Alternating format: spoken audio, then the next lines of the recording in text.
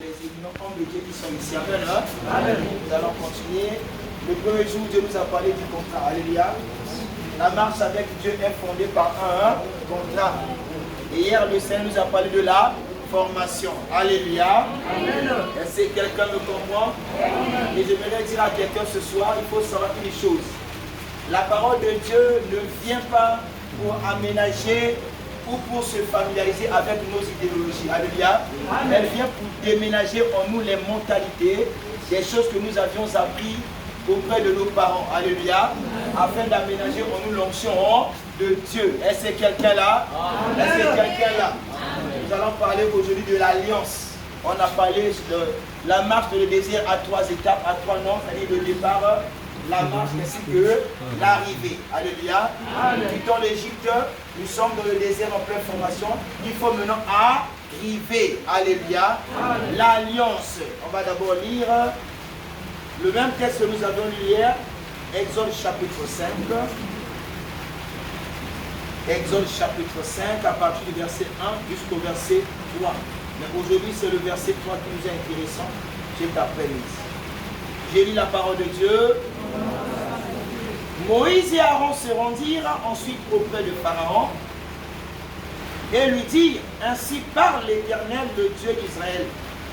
Laisse-nous aller, laisse aller mon peuple pour qu'il célèbre au désert une fête en mon honneur. Pharaon répondit: qui est l'Éternel pour que je obéisse à sa voix en laissant aller Israël? Je ne connais point l'Éternel et je ne laisserai point aller Israël. Il dit: le Dieu des Hébreux nous est apparu.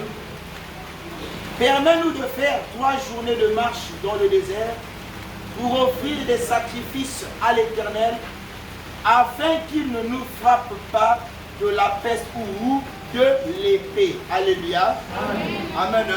Vous savez, avant chaque chose, il y a toujours des signes précurseurs. Alléluia. Jésus a dit avant qu'il n'arrive, nous allons voir l'arrivée des faux prophètes, des faux. Ce sont des signes précurseurs qui annoncent l'arrivée de Jésus. Alléluia. Ici, là aussi, dans le même message, le Seigneur prévoyait déjà le plan de la rédemption. Alléluia. Parce que pour sortir de l'Égypte, il fallait un sacrifice. Il fallait instituer la Pâque. Il fallait que quelqu'un meure, un animal soit sacrifié, et que le sang là soit utile pour rendre libre le peuple. Alléluia. C'est pas vous remarquer une chose, surtout les mamans, que Dieu vous bénisse. Alléluia. Est-ce qu'on peut acclamer pour les mamans ce soir? Je vais révéler une chose qui a un lien avec le sang. Amen. Une femme enceinte avant d'aller accoucher, il y a d'abord la poche des os qui s'éclate. Vrai ou faux? Vrai ou faux? Quand la poche des os s'éclate, après qu'est-ce qui se passe? Le sang. Quand le sang coule, après c'est quoi? C'est l'enfant qui arrive. Alléluia. Il n'y a pas de vie sans sacrifice. Alléluia. Il n'y a pas de délivrance sans sacrifice. Amen. C'est pourquoi la Pâque a été instituée. Alléluia. La Pâque témoigne la mort et la résurrection. Alléluia. Nous célébrons la résurrection de notre Christ. Amen. Est-ce qu'on est là? Est-ce qu'on est là? Comment que le peuple marche avec Jésus, avec le Seigneur dans le désert?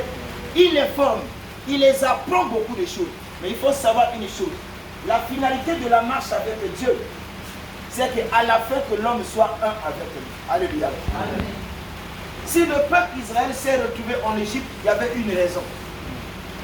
Si le sacrifice devait être fait dans le désert, il y avait aussi une raison.